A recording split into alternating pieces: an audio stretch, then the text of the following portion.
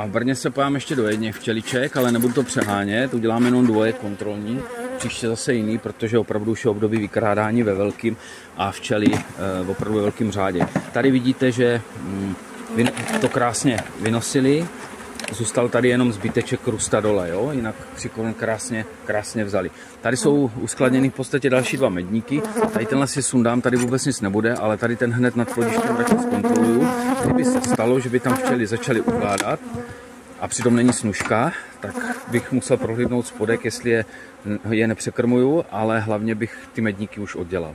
Jo, protože to samozřejmě není v mém zájmu, aby ukládali do medníku teď, ale aby si zásobili plodiště. Proto to hlídám, ale oni to většinou nedělají, oni do toho plodiště to opravdu dávají. Já to teď sundám, pak budu natáčet, až budu dole u toho plodiště. Tak, prohlídl jsem to, neukládají tam vůbec nic, tak je to dobrý, takže sundáme mateři mřížku. Tak, dám si usenka, protože budu asi odkládat tady pak nástavek, ať tam nepropadne matka, ale zatím to takhle přikryju. To pak dám tu folii nahoru. Tak, kuřák.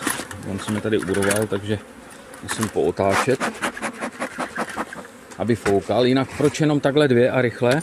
Protože opravdu ty vykrádačky se vyvolají velice rychle.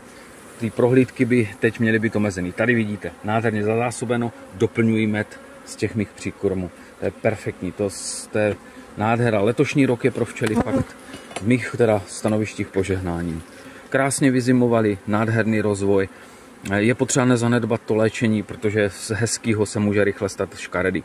Horní nástavek a tady prohlížím všude, jestli mám dostavěný souš až dolů. Já už to musím hlídat, jo. Protože zima, opravdu se to nezdá, ale srpen uteče, jak voda je tady září a je potřeba. Tady vidíte, že jsem mi minule dal mezi stěnu ještě. Nebo minule, ona už je tady nějakou dobu, oni ji postavili, to je z těch mých příkrmů postaveno. Takže jsem rád, že ho postavili, protože jinak bych ho musel oddělat a nahradit souší. Teď už ty včely stavět moc nebudou chtít. Na Vysočině paradoxně staví víc než tady, protože tady je snužka jenom z mých příkrmů. Tady vidíte zase, jo, děje se to sami. Zásobijou, tady se vylíhl plot nebo líhne, tady jsou ještě zbytky buněk a oni to doplňují zásobama. Tady ten postavený dám víc do středu, aby ho zanesli, nebo matka zakladla. Aha, tady je ještě jeden. Je vidět teda, že jsem už je dal v pozdější době asi. Takže já si je takhle vysunu, abych je donutil s tím něco dělat. A oni jsou postaveni, takže se nemusím bát, že by zůstali prázdný. To ne. Jenom pokud do nich dají zásoby a nezaklade je matka, tak je pak přesunu dolů. Nebudou nahoře tady ty nový. Tak, tady vidíte krásně plot, což je výhoda dát to vedle toho mladýho, nebo toho čerstvě postavené mezi stěny, protože to donutí matku tam dát ještě plot. Já sice chci vytlačit dolů, ale tady ty prázdné rámky chci aspoň jednou, aby se otočil plot. Tady vidíte zase, jo, zásoby, teď ten koláč plodu už vypadá perfektně, takže opravdu pokračuje dole, to si pak ověřím. Ostatně mohl bych ty rámky pak prohodit, ale zatím ne, zatím není potřeba, myslím tady ty žemlový, že bych dal dolů, ale zatím je tady nechám, zatím uvidíme. Tak tady vidíte zase krásně zaplodováno, jo, ale zásob tady v tom úle je teda méně, než v tom, který jsem prohlížel, takže je vidět, že jsou tady, včely mají dostatek zásob, tady je otevřený plot, tady už je jenom zásobní rámek, nádhera, ale je jich tady méně, jo, nejsou tak zazásobený, jak ty včely, co jsem prohlížel před chvílou. Tady už je zásob více, tady je teda ještě koláček zakladený, ale už je to skoro zásobní a tady ten krajní je úplně zásobný. Čili vidíte, že ta matka zásoby má, navíc má přísun, ale má jich znatelně méně teda tady. Takže je potřeba udělat jakýsi průměr. Tady určitě není plný nástavek medu, to 100% ne, tady je tak polovina z toho med. Takže uvidíme dole, ten bude podle mě suchý dole, takže tady třeba vím, že to krmení má velký smysl. Tak, musím pohnout, protože včeličky už jančijou. Nechci vyvolat zbytečně, jak se říká, rabovačky, vykrádačky. Tak, tady jsou zásoby, což mě těší, není to úplně suchý. Ten spodní, tady taky z vrchu. A tady je jich ještě víc těch zásob. Mě bude zajímat, jestli už se matka rozkladla dole.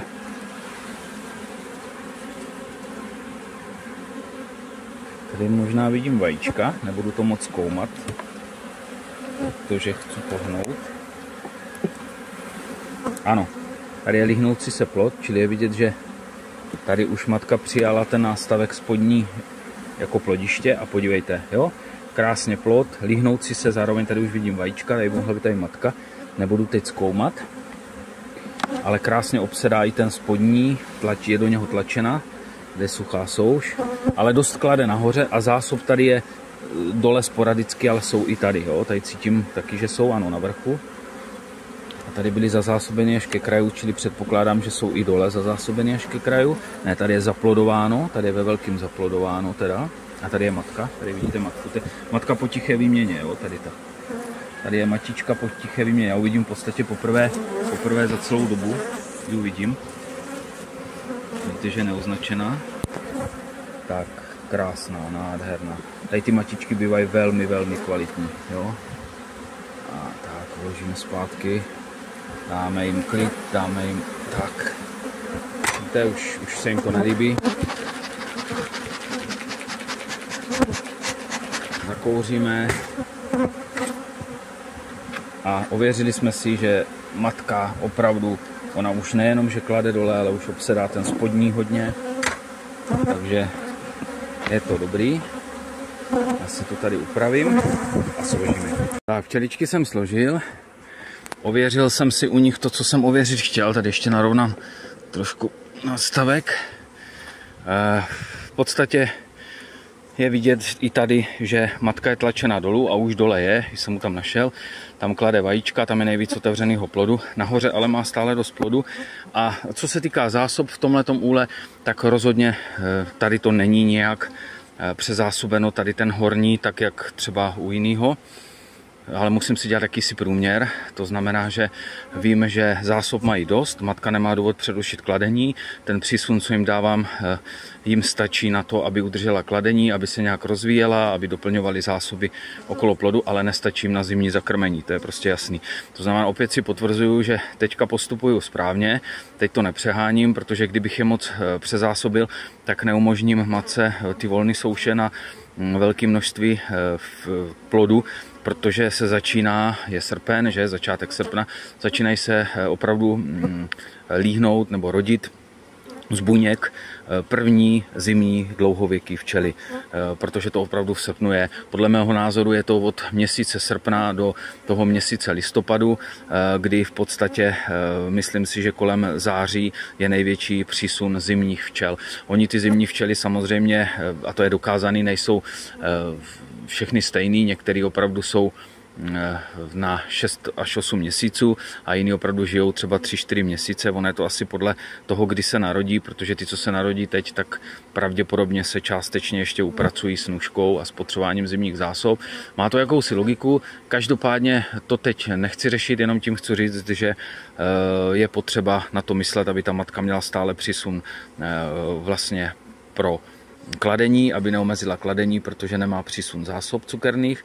No a taky je potřeba myslet na to, aby tam bylo místo, aby ta matka vůbec měla kam vlastně ty včelky nebo ty buňky, aby byly zakladeny i plodem, nejenom zanesený medem. Čili na nějaký velký zakrmení v mých oblastech je podle mě ještě brzo. Na to, abych jim dal velký přísun cukerných zásob teďka, aby to zalili, tak je opravdu brzo. To se obávám, že bych spíš poškodil. Čili proto dělám jenom nějaký příkrmy, ale zase bez těch příkrmů si myslím, že by měli opravdu hladový období. Tady v Brně by určitě přerušili kladení na čas bez těch příkrmů. Takže tady bych je poškodil. Na Vysočině asi ne, ale tam v podstatě je to jenom trošku jinak a když to nepřeženu s příkrmem, tak to v podstatě bude fungovat taky. Takže viděli jste sami, ověřený to mám, nějakým způsobem mají dostatek zásob, matka je tlačená dolů, zanášijou ten můj příkrm, nedávají nic do medníku, snaží se dostat se do těch dvou plodových nástavků pod tu mateři mřížku. Myslím si, že ten význam má hodně i ta mateři mřížka, protože oni to vnímají jako nějakou překážku. A v létě, když teda bylo potřeba, tak do medníku dávali, ale teď to vnímají jako překážku a tvoří si plodiště hlavně tam. Protože samozřejmě přes mateři mřížku neprojde matka. Ale ne všechny včely to tak mají, pozor.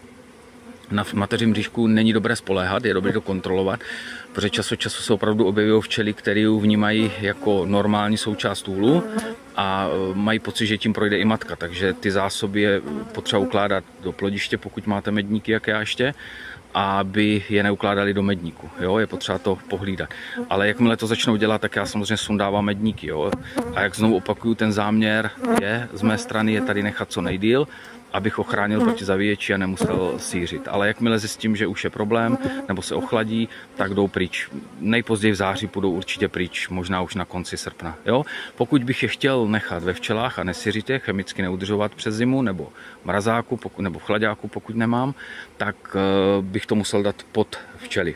Protože nahoře je to podchladí, dole jim to nic neudělá. Jo? Což někdy udělám, ale letos to dělat nebudu. Půjdou do komínu na síření potom. Ať se daří, přátelé.